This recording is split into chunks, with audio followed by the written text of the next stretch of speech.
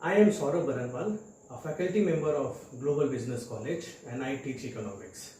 And today I am with a topic. The name of the topic is production function. अब यो जुन topic छ production function, it comes under the chapter theory of production. So it is the basic topic, or you can say it is the topic from which we can start this chapter. Okay, see. Today we will go with production function, and in coming videos I will tell you the all coming important laws that comes under this chapter. Okay, so try to understand first what is production function and how many types of production function are there. Okay, so let's begin with the definition of production function. Basically what we need to understand is under production function is that it shows the relationship between the output production and the proportion of input. कति input लगाएर कति output अनुमान गर्ने फंक्शनलाई हामी production function भन्छौं, right? You can see the definition here. Production function shows the functional relationship between physical output, that is production, and physical inputs. यसले के बताइरहेछ भने प्रोडक्सन फंक्शन एउटा यस्तो फंक्शन हो जसले के हेराउँछ कि आउटपुट जुन प्रोडक्सन युनिट्स जुन छ, फिजिकल आउटपुट जुन छ, कुन फिजिकल युनिटमा भर पर्छ. Here you can anticipate the relationship between production output, and that depends on various production input. For example, you say कि हामी लेबर यदि बढाउँछौं भने obviously our production will rise. If we increase land and building labor, both are inputs. So if we have another land and building, more production can be increased. We can employ more machines, we can employ more labor, and then our area of production will increase. So definitely more land and building will increase our production. If you say money, you invest capital, then again your production can increase. You decrease the money, you decrease the investment, your production will decrease. Similarly, if you have new technology, obviously you can increase more production, and if you have obsolete technology, your production will be less. You see period of time, long period of time, you have much time to gather all resources, you can have more production. Short period of time, you cannot gather all the resources, so you can have less production, and different means you can use to increase production. त्यसैले यो production फंक्शनले के गर्छ नि, output, physical output र physical input को relationship, functional relationship हेराउँछ. अब output जुन छ नि, यो सबै इनपुट जसरी ल्यान्ड, लेबर, क्यापिटल, यो सबैमा भर पर्छ, हैन? सो आउटपुट र इनपुट को relation. Now this output depends on input.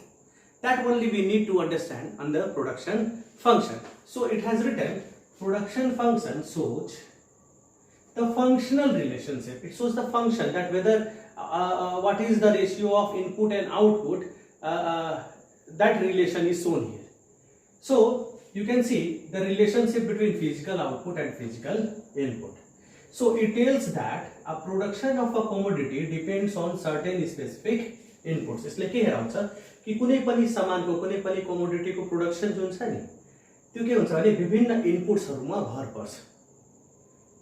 यो एउटा एक्सप्रेसनले जेनरेट हुन्छ. You can see the general expression here, which you can see Q is a function of F represents function, is in bracket, it is LB, land and building, L labor, K capital. Now economics मा capital like K ले represent गरिन्छ.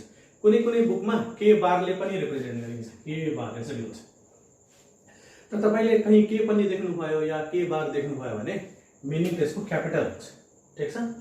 M for material, all raw material you can see. T for technology, whether you have advanced technology or you have traditional technology or your technology is obsolete. And T, small t stands for period of time. Okay? तो यहाँ हामी के हेर्छौं, यो जुन Q छ नि, Q is a function of all these inputs. मतलब Q is dependent and all these factors are independent. यो फ्याक्टर्सहरु इन्डिपेन्डेन्ट छ यहाँ. अनि यो फ्याक्टर्सहरुमा यो जुन फ्याक्टर्सहरु यहाँ हेर्नु भयो, यो फ्याक्टर्समा के डिपेन्ड गर्छ? तपाईको प्रोडक्सन डिपेन्ड गर्छ है. यो फ्याक्टरहरुमा अब यहाँ हामी हेर्छौं Q is output, मैले सबैले डिटेल गरेको छु. If you see f is a function, it means depends on, means output depends on LB भनेको land and building है, L भनेको labor, K भनेको capital, M भनेको material, T भनेको technology and small t भनेको time, period of time. अब हामी के हेर्छौं यो सबै. अब हेर, land and building बढ्यो भने you can increase your production. If you decrease the area of your production, definitely production will decrease. Okay. Labor, if you increase the labor, it affects the output. You decrease the labor, it again affects the output. Capital, the more capital you invest, more production you can have. The less capital you invest, less production you have. Then material is there, so you put more raw material, you bring more inputs, then you can increase the production. Okay. Or if you don't have raw material, your production will be decreased. Similarly, technology, you bring new technology, obviously your production will increase. And if you have traditional technology, production would be less. And if you have obsolete technology, you cannot compete in the market. Even your production will be lesser and your per unit cost of production would be higher. Similarly, that is period of time. So small t is short period of time and long period of time. It represents period of time. If you have long period of time, you have much time to gather all the resources, and then you can increase your production. And in short period of time, you may not gather all the resources. You may not change all the resources at a quick time. So you may not increase all production by changing all these units. Okay. So this is production function. Now this production function is divided into two. One is short run production function and one is long run production function. Okay. So now after this, in the next I am going to deal with short run production function and long run production function.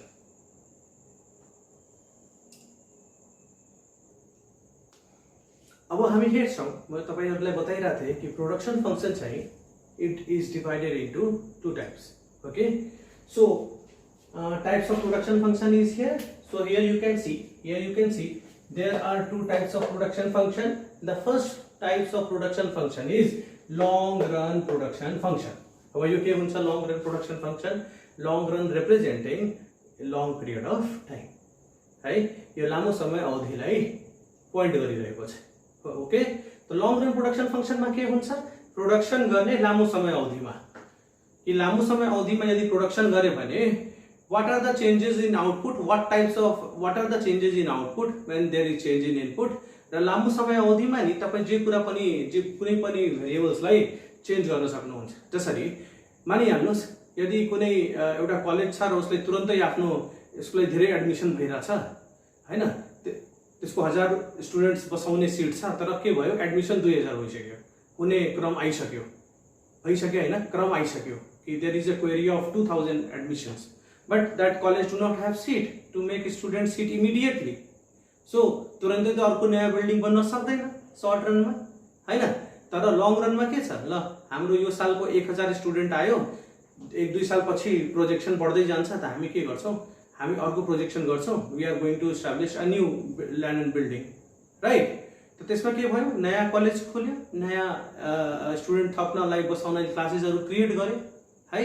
तर long run production फंक्शनमा के हुन्छ नि, long run period of time के बोलिरहेछ भने यसमा जब कुनै पनि फर्मले production increase गर्न चाहन्छ नि, त ल्यान्ड एन्ड बिल्डिङलाई पनि मेसिनरीजलाई पनि है लामो समय अवधिमा म्यानेज गर्न सक्छ. ओके.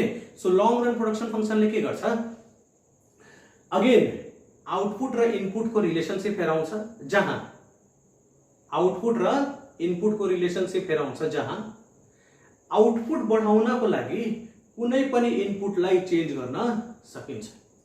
ठीक छ.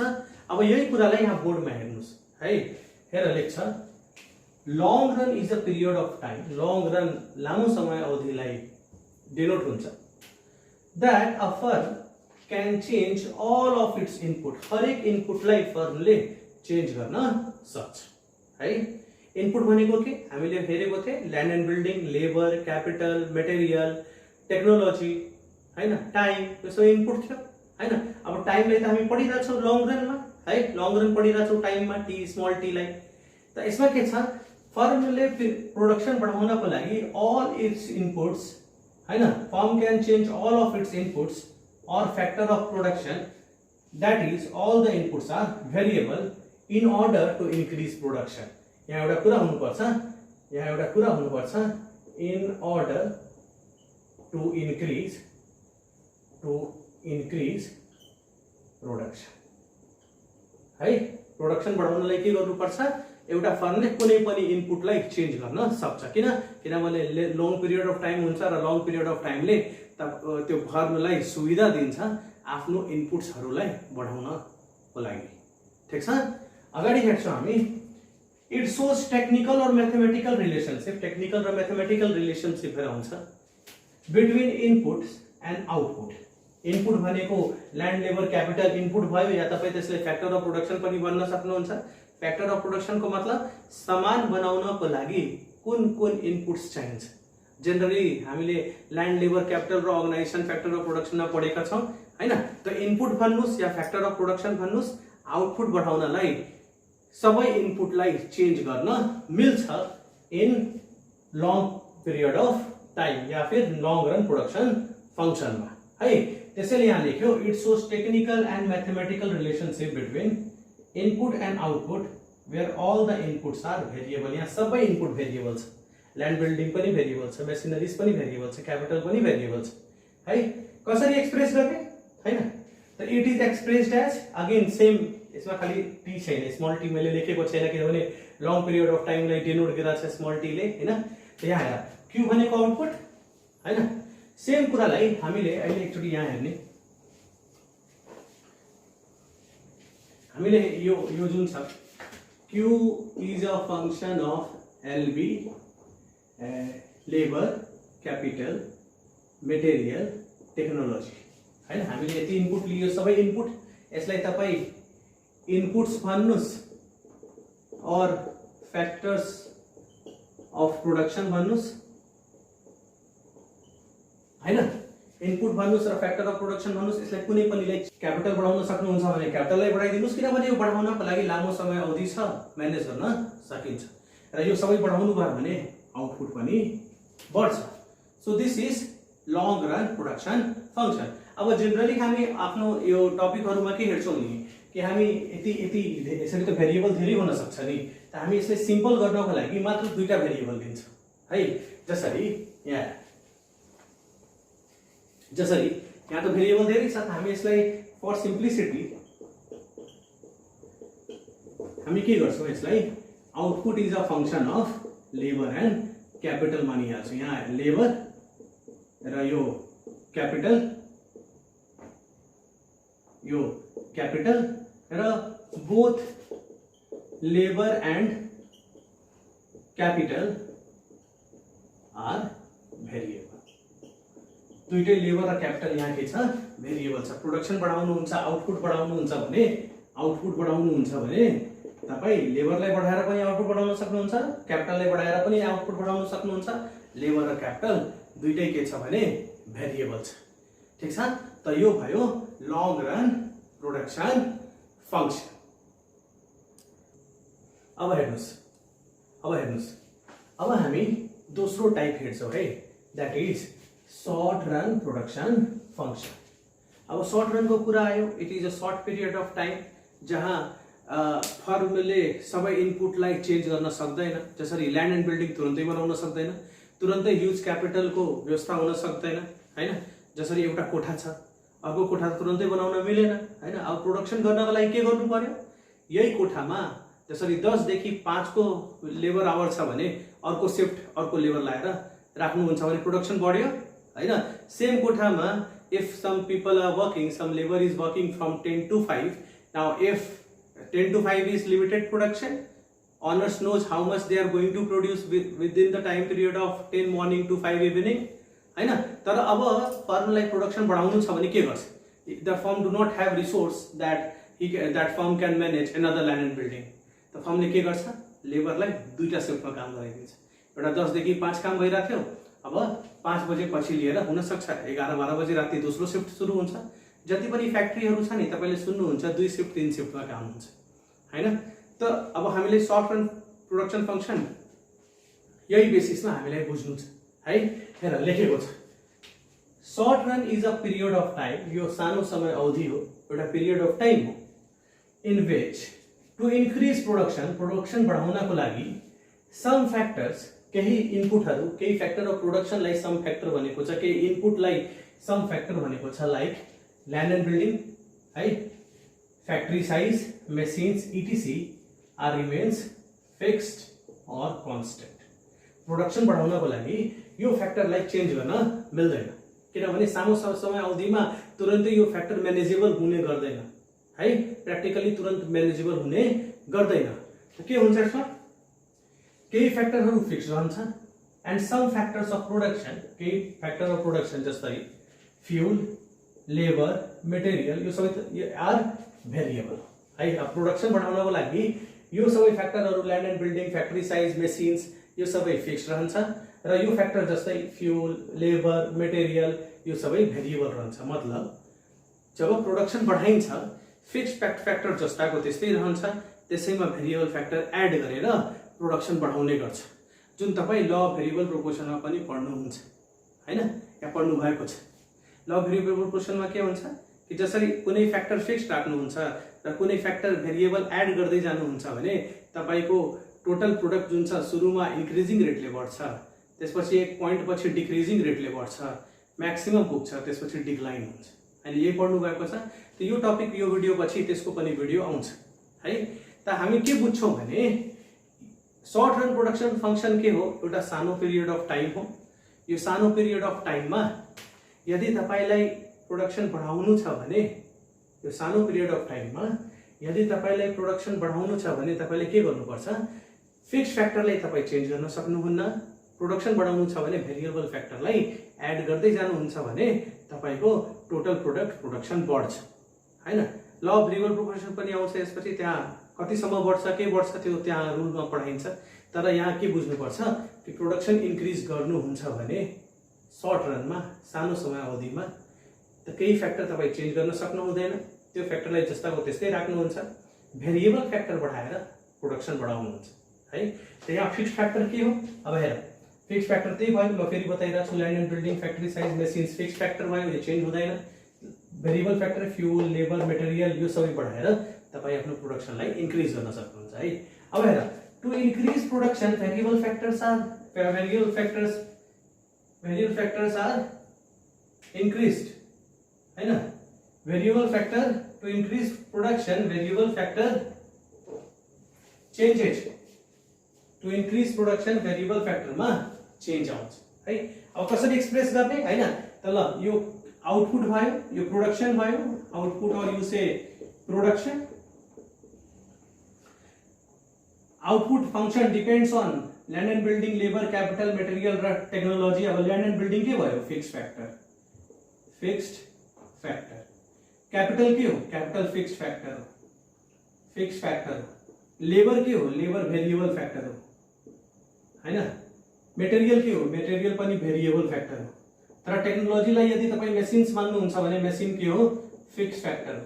त तपाईलाई के गर्नुपर्छ, यो फिक्स्ड फ्याक्टर चेन्ज हुँदैन, भेरिएबल फ्याक्टर चेन्ज गर्न सक्नुहुन्छ। अब के गर्ने, यसलाई सिम्पल बनाउनले, त्यो धेरै लामो हुन सक्छ, धेरै कुराहरु आउन सक्छ, त हामी के गर्छौं, यसलाई सिम्पल बनाउँछौं। सिम्पल बनाउँदाखेरि हामी के हेर्छौं, हामीले दुईटा इनपुटलाई मात्रै लिए फर सिम्प्लिसिटी हामी के हेर्छौं यसमा, सिम्प्लिसिटीमा हामी के हेर्छौं, यदि हामी लेखिरा छौं output is a function of labour and capital, दुईटै लिए एक्जाम्पलमा सानो गर्नलाई, सिम्पली बुझ्नलाई, त हामी के हेरे कि यहाँ क्यापिटल हाम्रो फिक्स फ्याक्टर र लेबर हाम्रो के हो, भेरिएबल फ्याक्टर। लेबर हाम्रो भेरिएबल फ्याक्टर र क्यापिटल हाम्रो फिक्स फ्याक्टर। अब यसमा तपाईलाई प्रोडक्सन इन्क्रिज गर्नु छ भने, यो प्रोडक्सन इन्क्रिज गर्नु छ भने के बढाउनु पर्यो, लेबर मात्रै इन्क्रिज हुन सक्छ क्यापिटल चाहिँ फिक्स्ड रहन्छ है। यो सर्ट टर्म प्रोडक्सन फंक्शनमा प्रोडक्सन बढाउनु पर्यो भने production depends on labour and capital simple गर्नको लागि दुईटै लिए त एउटा हामीले भेरिएबल लिहाले लेबरलाई र क्यापिटल हामीले फिक्स्ड लिहाले। अब यो कन्डिसनमा यदि तपाईलाई प्रोडक्सन इन्क्रिज डिक्रिज गर्नु छ भने तपाईको यो क्यापिटल केमा नो चेन्ज आउँछ कन्स्टेन्ट रहन्छ र लेबरलाई इन्क्रिज गर्नुहुन्छ भने प्रोडक्सन इन्क्रिज भइहाल्छ, लेबरलाई डिक्रिज गर्नुहुन्छ भने प्रोडक्सन चाहिँ डिक्रिज भइहाल्छ। त यसरी तपाईले प्रोडक्सन फंक्शनलाई बुझ्न सक्नुहुन्छ। प्रोडक्सन फंक्शन के हो? प्रोडक्सन फंक्शन दुई टाइपको हुन्छ, सर्ट रन र लङ रन, जुन डिटेलमा तपाईले अहिले यो भिडियोमा हेर्नुभयो। Okay, that's thank you.